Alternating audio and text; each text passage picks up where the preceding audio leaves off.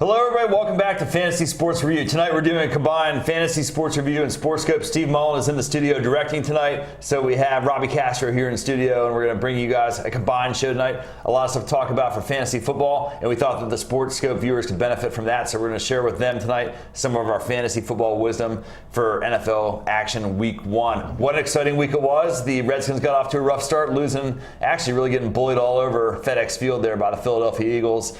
But then with the rest of the games, the season kicked off Thursday night with Peyton Manning. Basically a record-setting performance there against New England Patriots. 7 touchdowns, and not the New England Patriots, thank you, the Baltimore Ravens. And it was a big game for Peyton Manning. It looks like he's going to be off to a great start this year. And also all the other top positions were like really the top guys you drafted in the first round. You were happy with your first and second round picks. Adrian Peterson there at the top of the running backs list, and then A.J. Green at the top of the wide receivers list. It was a pretty high scoring week with a lot of passing action, a lot of quarterback, and a lot of wide receiver, just premier play there for those guys, and it was really exciting. It was a great week. So let's go ahead and welcome Robbie back, sitting in for Steve Mullen tonight. Robbie, good to see you again. How you doing, man? How did your first weeks of games go? I thought the games were awesome. Week 1 was great as good as it could be. We saw 3 teams in the first 10 minutes get safeties. That's never happened before in week 1. So I wanted to throw that one out there for all those defenses that we drafted in the 7th round, 8th round this year. But it was some great football all around. And you see, how awesome was that to see Peyton Manning throw 7 touchdown passes against Baltimore? I guess it didn't really matter if they were playing in Baltimore or Denver. He still probably would have thrown. They'll probably do that against New England too. Yeah, exactly. There's a foreshadowing of things to come. Exactly. So no, it was great games all across the board. I can't wait to dive into some of these sleepers that I've liked and I've really seen throughout the whole entire week and weeks to come too. So yeah, the stars really did shine there. There was a couple guys that were missing from the list, but let's go ahead like we always do and start off with the quarterbacks there. Peyton Manning leads things off, and his brother right there, Eli, number 2. But how about after that, Colin Kaepernick? This was a guy I was a little bit down on in the preseason. I didn't really think that he was going to be able to, especially with the absence of Michael Crabtree, be able to pick up where he left off at the end of last year. But boy, man, he was awesome. He's got a great arm and he's got great legs too. He's fresh, and the he's best part about Florida it State Bolden, man. Yeah, right. Now Bolden made him look very good, and Vernon Davis did too. But the offensive line really did it for me because he had 5, 6, 7 seconds to throw the football against Green Bay. As long as Clay Matthews wasn't in his face, he was all right. But and then an extra down, so that's always beneficial too. And then you look at Michael Vick too. That new offense, the Chip Kelly high flying offense. We knew what was going to happen, but be wary of that, because I don't think he's going to last the whole entire season with all the hits that he was taking on Monday night. The Redskins started getting to him, and sooner or later, the defensive coordinators are so good in the NFL that they'll eventually figure out how to slow down that Oregon offense a little bit there in Philadelphia. Aaron Rodgers, that's a guy you drafted at the top there. Andrew Luck, the same thing. Drew Brees, Matt Stafford, RG3. Those are the guys, Matt Ryan, that you expect to be in the top 12, the top 15 every single week there. But what about this? Where does a guy like Terrell Pryor come in? Who saw that coming? No one really did. It's a guy that if you had the last pick in the last, in your last fantasy draft, a guy you might want to take a flyer on because he's kind of a low risk, high reward type guy. So, going into Indianapolis, he really stole the show. It wasn't Andrew Luck. It was Terrell Pryor. And he really showed great mobility in the pocket, and he really looked off. I mean, his passing game has improved big time over the course of one season. Let's not forget his rookie year, he missed the first 4 games due to suspension. So he really didn't get acclimated until about week 15, week 16 when it was already too late. But this guy, Terrell Pryor, if you could pick this guy up right now, I would definitely do it. If you're in a 2-quarterback league, you're loving it. It's a no-brainer, He starts right away. But and then around the top 15. Well, I just want to say there, he kind of has those up-and-coming receivers there in Oakland, too. Some guys you might be able to find some value out on the waiver wire if they weren't drafted. Like Denarius Moore's pretty good. Denarius Moore or Rod Streeter. Yeah, Just imagine if you had Brandon Myers there this year, too. Yeah, I know, and that was one of my biggest surprises of week 1 was Terrell Pryor. And they probably should have won that game if it wasn't for a couple questionable calls here and there. But they hung in a game that everybody expected them to get blown out to Indianapolis. Highest spread, too. And no shame in that at all, despite a sort of a lackluster performance there from Darren McFadden, who continues to be mediocre.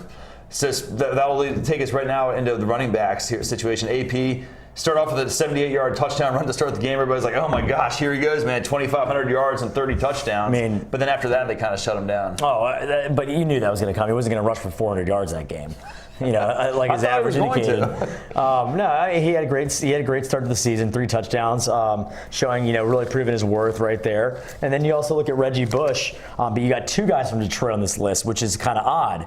We never really see 2 wide receivers on the list. We never see 2 running backs. So Reggie Bush proving why he was a latter end first round pick. Guy can catch the football out of the backfield. It showed that was 77-yard touchdown catch, and also did it on the ground as well. In the first quarter, he hurt his And he would have had 3 touchdowns if he didn't get tackled at the 1-inch line. Right. And then that 1 penalty too. So he actually could have had 4 touchdowns. He got 1 taken back. So no, Reggie Bush, I was dogging him all off season and during training camp and preseason. A guy that I just don't think, it could be a 5th wide receiver in the slot for the Detroit Lions, but not much of a runner. And then you have Jock Bell, who fills in quite admirably as well. I mean, he only had 6 carries, but he made the most of them with 2 touchdowns and then caught 5 balls for 6-7 yards. So with these 2 guys, I mean, if you have a flex position, it's like pick your poison. And in non-PPR, Bell is even a better guy to have. And the funny thing was, talking about Terrell Pryor before, he was actually the leading rusher before Shady McCoy came in and ran all over FedEx Field. Yeah, that's true. We didn't mention that either. And then Shane Vereen, we'll talk about him in a little while. He had a good start there for the New England Patriots. Is now going to be out for a couple weeks on the injury list, but that will also give a couple opportunities to pick up some guys there on the waiver wire as well. We'll tell you about them here shortly.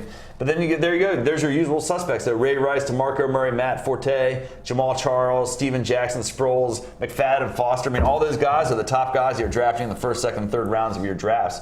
But then a couple of the sleepers I really like, Daryl Richardson there at the bottom. Me too. I like him a lot as well. St. Louis is going to be a very good team this year. Could surprise a lot of guys. Very good offense. A lot of targets too, and they were spreading everyone out, which was great because everyone was kind of getting the ball in that offense, and it's always good to see. And they've also got one of the best pillow fighters in the league too. Right. A guy that's not on this list that was really high in my books was Trent Richardson. Right. He kind of struggled in the opening game. I don't know what that was all about. I mean, maybe that Miami defense is pretty tough. I mean, they are kind of tough, but I expect bigger and better things out of Trent Richardson than what he did last week, and that was. To me, that was really, really disappointing, as well as C.J. Spiller, and I can't explain why he got no action in that game. It was all F. Jackson and everything. I think he had a fumble early on in that game. Maybe they backed off, but F. Jackson fumbled. So those guys in Buffalo need to learn how to hold on to the football. You're right. All right, Megatron had a touchdown called back, and isn't at the top of his list. Florida State, Anquan Bolden is, and then A.J. Green, Victor Cruz had that big game there on Sunday night. That was. If you like Victor Cruz, I'm not a fan, but I think I'm now converted to being a Victor Cruz fan, man. That guy is for real. He's legit. He's a heck of a playmaker, man. Oh, he is, and there's nothing can't take away from 3 touchdown catches. But if you do remember, though, it was in the fourth quarter, and that prevent defense prevents you. Doesn't prevent you from winning fantasy leagues. So, as we see in Victor Cruz, but AJ Green had an unbelievable first half. He had 120 yards in the first half and 2 touchdowns for the Bengals against the Chicago Bears, who do have a great defense. And one of the better secondaries in the NFL. But Anquan Bolden really stole the show. 13 catches to 208 yards and a touchdown. The guy was electrifying. And if you got this guy in the 8th and 9th round, I mean, you're pat yourself on the back. That's You're fantastic loving him, man. value. He was a great pick. And Wes Welker, we weren't really sure what to expect of him there in Denver. Obviously, he's going to be a stud the rest of the year. But that's the thing too. There's so many hands in that offense. Who are you give the ball to? Demaryius Thomas, Eric Decker, Wes Welker. You have 3 running backs that are quite capable. I don't know, man. Well, he looks like he was, not quite in it that game. But you know what he's able to produce because he's been doing it for 2 seasons now. But then again, you see a guy like Julian Edelman on this list, a guy that wasn't picked up in many leagues, and now with the injury to Danny Amendola, a groin injury was just going to nag him throughout the whole entire year, pretty much. A guy like Edelman steps right in. You get him off the waiver wire, you're liking his production. Then Andre Johnson, 12 catches and 146 yards and no touchdowns. Dude, I love Brian Hartline, dude. This guy's for down in Miami. He's a PPR machine, and he got 9 catches, 114 yards. I mean, he's not really even that well known in the NFL fantasy circles, but that guy is a producer, man. He is absolutely 100%. I think Brian Hartline has always been a good contributor, but again, can you really start the guy? Can you trust the Dolphins' offense enough to really plug him into your lineup every single week? I don't know. I'm going to do it, man. I think the guy produces, and he always has whenever he's healthy and he's in the games, and he'll get 7, 8, 9 balls. I mean, he's going to be the guy. I mean, they still have to try to figure out a way to get Mike Wallace involved in that offense, though, too. Right. No, I agree with you on that. And then Jordy Nelson and Randall Cobb, both guys that were injured during the preseason come out and have excellent games against the Niners defense. Those guys are must starts if you have them on your team. And Leonard Hankerson, mob up duty, got 5 catches for 80 yards and 2 touchdowns. I don't know what kind of stock. I'd say it's still. I think he's probably worth picking up just because of the offense that Washington's going to be trying. I mean, I wouldn't really feel comfortable starting, but for bye weeks, he's a perfect guy to fill in, and you can get him for cheap on your waiver wires. I say go for it. Another guy too, Jerome Simpson of Minnesota. There really no number 1 targets there in Minnesota. Greg Jennings is supposed to be the man, but Jerome Simpson kind of stole the show, even though he had a couple catches in the fourth quarter, again being down by so much. Maybe that had something to do with his total yards. But again, Jerome Simpson did pretty well, and kind of. And if Greg Jennings running is out the top 20, yeah. If he's going to be the man, then maybe the Jerome Simpson's the guy that you actually want to have, since he'll be open and he can catch often. the football. If you're in a PPR league, Jerome Simpson's always a good play. All right, man. Let's go. We can round out those guys. Amendola's gone, but let's move on to tight ends here. It's not really an exciting or glamorous thing, but he's really saw Julius Thomas. Jared Cook finally had his coming out party. He had a monster game. It could have been bigger. Just a lot of good stuff. Drafted him all in my leagues. Nice. Very well only done. because I saw what he was doing in Tennessee. A great player last season, but kind of hamstrung a little bit the last few weeks of the season. He got into it with the coaching staff, but comes to St. Louis on a totally new note and puts up 140 yards and 2 touchdowns. I mean, this guy's capable of doing that every single week. And now he's finding an offense where he can actually outshine because there's really no one else to give, there's no viable threat on St. Louis's arsenal. And Jared Cook's one of them and can beat you down the field in the middle. So Jared Cook, drafted him most of my leagues. Great player. Julius Thomas, a guy that everyone's going to start picking up. He's going to be a huge contributor in that offense too, just because it's going to take the load off of the big 3 down in Denver. I think the key thing for this list here is that all these guys have been drafted, with the exception of 2 guys, the Kellen Winslow and Dallas Clark. Both those guys are out there on your waiver wire. Both of them. We know that Kellen Winslow has talent. I mean, it's in his bloodlines, for crying out loud. And we know that Dallas Clark can do it because of what he did in Indianapolis in years past. So I think that if Ed Dixon can't step up there in Baltimore, and Pitt is going to be gone for the year, or at least most of it, then I think both those guys are worthwhile waiver wire pickups. I think so too. And it's kind of like the year of the tight end, like the flashbacks. Because on this we see Kellen Winslow Jr., Dallas Clark, Martellus Bennett, guys that are a little bit older, and Owen Daniels too. Don't forget him. He had a heck of a game on Monday night. A guy that a couple of years has been hampered by injuries. I think these, it's kind of the year of the older tight ends. I mean, look at those guys. You could pick. The thing is, you can pick these guys up, and there's really no. There's probably 3 awesome tight ends, and then just like the rest of the bunch. That's why we kind of tell people, hey, don't draft a tight end really early. It's not worth it. This is why. And look at these guys. I mean, how many of those tight ends had 2 touchdowns? I mean, how often do you see that? 1, 2, 3, 4, 5 tight ends had not double digit, but had 2 touchdowns. That's pretty good stuff. And Jimmy Graham at the bottom of the list. So, shocker, that's what you get if you take a tight end in the first or second round. Mm-hmm. Okay, so Robbie, what were some of the key injuries this week? Well, obviously Shane Vereen for the New England Patriots. I mean, he was their best rusher in the week 1 against the Buffalo Bills. He's going to be out till week 11 with a broken wrist, and it really hurts the Patriots because Ridley fumbled the ball a couple times down in the game against Buffalo. Some very pivotal plays too, and he got benched for the second half. And then LeGarrette Blount. So Shane Vereen was going to really pick up the slack there in New England, but now it's going to be Stephen Ridley and LeGarrette Blount kind of. And there's also Brandon Bolden, right? Right, but he's still injured too. So I think he's out 3 weeks. So you really don't know what's going to happen with that running back by committee in New England. But at the same time, you get a guy like Shane Vereen going on getting injured. He's shelved for 11 weeks, 10 weeks. That really hurts your team. I don't care if you picked him up in week or in round 15 or 14. Shane Vereen was going to do a lot of damage for you. So now you're kind of lost. You lost a very good running back, and now you got to supplant with somebody else. That's right. So New England got beat up pretty good, didn't they? And then Danny Amendola hurt his groin. Des Bryant, I guess, hurt his ankle again, but came back and tried to play on it. So yeah, there were some minor injuries, but the one that stood out, obviously, the big blow, Shane Vereen. And that's actually pretty good. I mean, like the first week in the NFL, there's usually there could usually be several key injuries, and there really wasn't that many outside of that. I mean, there's still a couple you got to keep your eye on there with Jamal Charles and Jermichael Finley, those guys. But, by and large, I mean, everybody got through there, injury-free.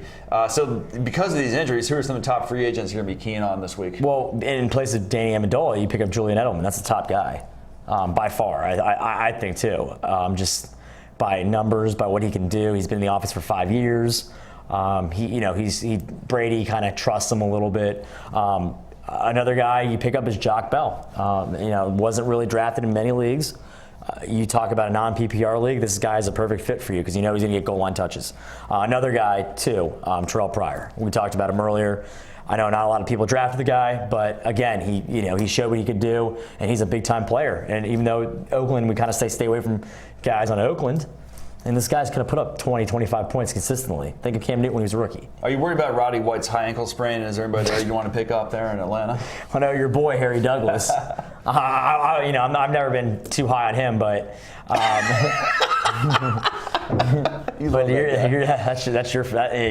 texted me. You're loving him. I do love him, man. And you probably drafted him on every single team in round 17. I wish I had this year, man. Last year I did. And then just kind of rounding it out, I think Julius Thomas obviously for Denver. It's a no-brainer. If you can get him, good luck. Because I think as soon as everybody saw that game, they ran to the waiver wire and picked him up. But if you're still in like a thing where you can bid on your players or whatever, I'd say let's just get into the matchups, man. Let's start off with Thursday night. Your boys are in prime time here again, the Jets and the Patriots. What do you think, man? I think Geno Smith's going to have a tough time on the road.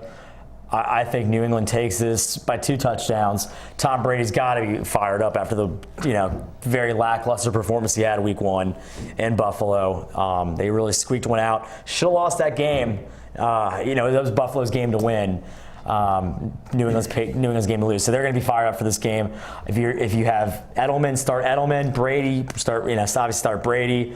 What about Sudfeld? Are you going to start that guy? He got completely shut out. I mean, I've never been high on the guy because he hasn't done anything in the NFL to even show me that he's worth. So stay away from him. If you have some Jets players, I mean, Powell and Chris Ivory, I wouldn't start. Maybe start Kellen Winslow Jr., but that's about it. That would probably be about it, man. At this point, and who would have said that a week ago? Okay, the next big game we have up is the San Diego Chargers and Philadelphia Eagles. I mean, the Eagles are going to be at home now. They get to go back on the short week, and they host the Chargers coming also on a short week across the country. I mean, that's got to be hard on the body, doesn't it? It's always tough. I mean, you saw in Seattle against Carolina this past week. They're getting ended at 2 in the morning. Well, no, the Seattle-Carolina game this past weekend, we saw a West Coast team going into the East Coast team. They'll put up 12 points against Carolina. And we're going to see some of the same things. San Diego playing against Philadelphia in Philly with that new offense. San Diego had a tough time containing the Houston Texans offense, so even at home. So I think the Eagles take this one pretty easily. Yeah, I think this Chargers wake up at halftime in that game and they're down by 30 points, just like the Redskins were.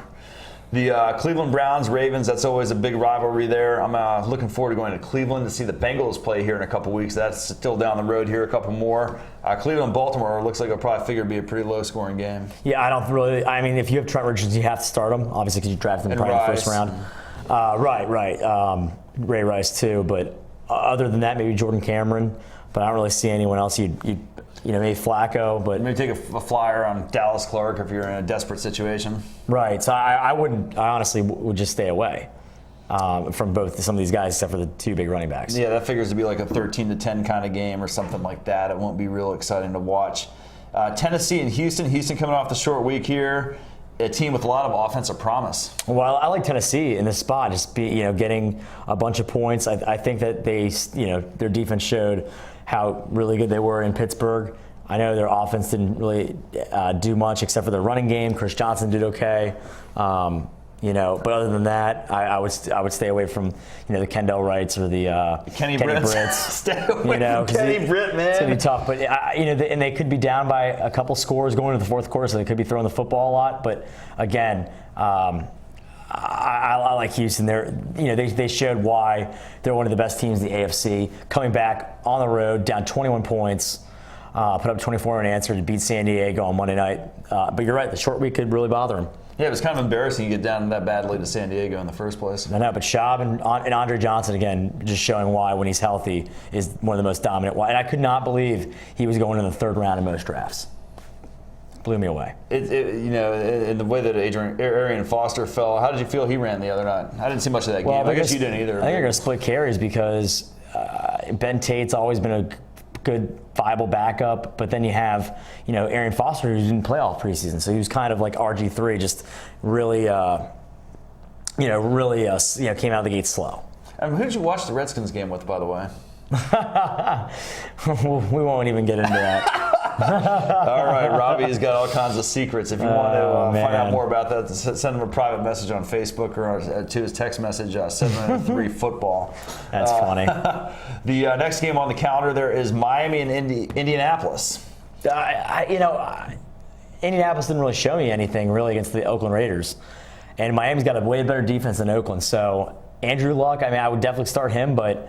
T.Y. Hilton, start Reggie Wayne, but no running backs in this game. Well, how bad was Lamar Miller for Miami? And he wasn't. He just didn't really impress me. Dolphins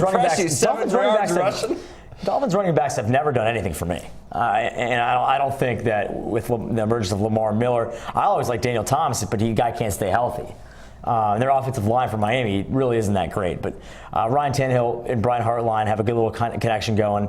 Again, Hartline, maybe if you're in a flex or a PPR league, use start Hartline him for sure. But that's about it. Lamar Miller, unless you have Ben Taser, second running back, start Lamar Miller. Obviously. No, I don't know, man. Lamar Miller is going to be a pretty tough one to start. But if you draft him, you probably have to use him. You don't really have much of a choice in that one. And in Indianapolis, who's going to emerge as the running back sort of go-to guy there? Is it going to be? Do you think it's going to be Ballard or Bradshaw? Because neither one of them really electrified anybody. Well, the offensive line was downright terrible, abysmal against Oakland. Andrew Luck was the leading rusher for the Indianapolis Colts. He had a rushing touchdown as well. So there's really no guy that you can just say, hey, this Ballard or Bradshaw, go with this guy. It's just too early to look at. All right, so Carolina had a tough matchup last week against Seattle. I mean, a lot of people that drafted Carolina players weren't really sure if they should start their guys against Seattle. I reluctantly took Cam Newton over Phillip Rivers, despite the longest deliberation, last second pulling him out and pulling Rivers out and putting Newton in. I had to stick with my guy, and that ended up being a big bad mistake. I knew it was, but I didn't really want to have to depend on Rivers, except for on my bye week. So I got kind of burned by that one. I would have tied anyway, so I don't feel that bad about it. But still, so now they have a really juicy matchup here against Buffalo. Oh, yeah, absolutely. I think Carolina's going to really come out firing. I think they, got reluctant to play Seattle in week 1, but now they kind of figured it out a little bit. Steve Smith looked really, really good against Seattle's secondary. I think, Cam Newton will go back to him a lot. Start Cam Newton in this game.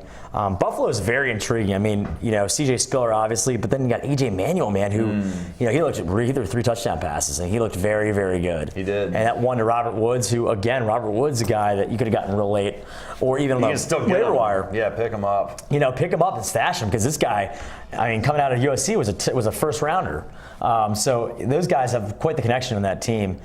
But again, you really can't start E.J. Manuel or Robert Woods quite yet, but same for a rainy day, maybe. Yeah, but remember Steve Johnson, that year he came out, he started off with a good game, then he had an off game, and he had 2 more good games. If you didn't have him by week 4, you were dead, and you couldn't pick him up off the waiver wire. He was a good one to pick up. So if you're going to pull the trigger on these guys, you got to do it early in the season, because otherwise by week 5, 6, 7, everybody's going to be gone, and you're going to be looking for answers for all your bye weeks, and you're not going to have them. So if you had a guy that you kind of took a chance on later on in your draft, and he did nothing this week, go out and get those guys on the waiver wire. There's no point in saving your waiver wire dollars till the very end, because it won't do you any good as you're sitting there watching the other teams fighting for their playoff lives. All right, man, a couple more games here going on. Washington goes to Green Bay to play this week. Can they come off the short week and go toe-to-toe with the Packers? I think so. I think it's going to be a high-scoring game. I like RG3 to rebound a little bit. Alfred Morris, he can't do any worse, right? Right. So, you start him, too, as well. Green Bay's defense didn't look too good against the San Francisco 49ers, unless it was Clay Matthews blitzing every single down. Other than that, their secondary is very weak. RG3 takes advantage of that. I think that the Skins might not win the game, but they keep it close. But look for the upset, too, nonetheless. It'd be great, man. It'd be great to send the Packers to 0-2 and the Redskins to 1-1. That'd just be a great way to put good hole to put them into to start off. And this is a game that I really am excited about. Steven Jackson makes his return to play against. Yeah, it's gonna be a great game. I like it to be another high-scoring game. Matt Ryan didn't really show or Julio Jones and Matt Ryan, that connection really wasn't there week 1. With that New Orleans defense, but look for them to rebound a little bit against St. Louis. And Steven Jackson has a big game against his former team, doesn't he? I think so. All right, Tampa Bay and the Saints. That's always a good matchup. Usually a lot of offense in those games. Both quarterbacks could easily throw for 400 yards. Freeman, yeah, even though he didn't look that great against the Jets, I think that he kind of picks up a little bit. I like Breeze. You start the Saints, start some Bucks guys, Doug Martin, Josh Freeman, maybe, but Vincent Jackson for sure. And I think you had a couple of sort of duds of games here coming up also when we're talking about Detroit and Arizona and Jacksonville and Oakland, but both of those could have like really good fantasy value. Nothing for Jacksonville, but for Oakland for sure. And then, like you mentioned, Darren McFadden and Terrell Pryor. And then in the Detroit game, Carson Palmer looked very, very good, and Larry Fitzgerald's back. I mean, he finally has a quarterback to throw him the football. And I want to talk about one thing here for a second real quick. Is one of the key things to do when you're trying to pick up your team defense for the week if you didn't draft a stud team like Chicago, San Fran, or Seattle, is you got to play defensive matchups, right? And I knew that like last year that Jacksonville was always a team that would always give up a lot of sacks, a lot of turnovers, a lot of pick sixes and stuff like that. So for one of my teams this year, I was like, I'm going to definitely choose Kansas City to use in the first round, in the first week there against Jacksonville. And sure enough, they produced it. I think they were 24, 26, something crazy like that points. So what I'm saying here is, if you have Oakland sitting out there on the waiver wire, go pick them up and insert them in your starting lineup. There's no better time to do it than like this week. Absolutely. So listen, man, this was a good first week, man. We covered a lot of games. We covered a lot of material. We have an exciting season ahead of us, man. It's good to be back here in studio with you, Robbie. Definitely. Yeah, I'm excited. It's the best time of the year. And it's good to have Steven, even though he's not out here on set, man, it's good to have him in there directing the show. He always does a first-class job getting all these graphics and everything to make sure you guys can see all the stats from the previous week's action and the action ahead. Man, NFL Week 2, man, I'm ready for it. How about you? This is the best time of the year for sure. And that Texas A&M Alabama game is going to be great on Saturday, too. I know we don't get to talk about college football a lot, but that should be an excellent game. Fantasy. Well, it is. Do you have anything for baseball you want to throw out there for Steve real quick? Oh, man, Nats look terrible this year. Our predictions look bad. Orioles might not even make the playoffs, Steve, so I don't know. That April tape, I think you need to burn it. Well, we won't show anybody that. We won't tell anybody about that. That's for sure. Listen, man, good to have you in the studio. Steve, thanks for directing tonight. You guys all, thanks for watching the show. It's been great having you here, and we'll look forward to seeing you next week. We'll have Clara back in studio next week. We might even have a special guest. Doug might be back in town, so we'll be looking forward to seeing him if he makes it. You guys, thanks for watching. We'll see you guys next week for Fantasy Sports Review. Bye now.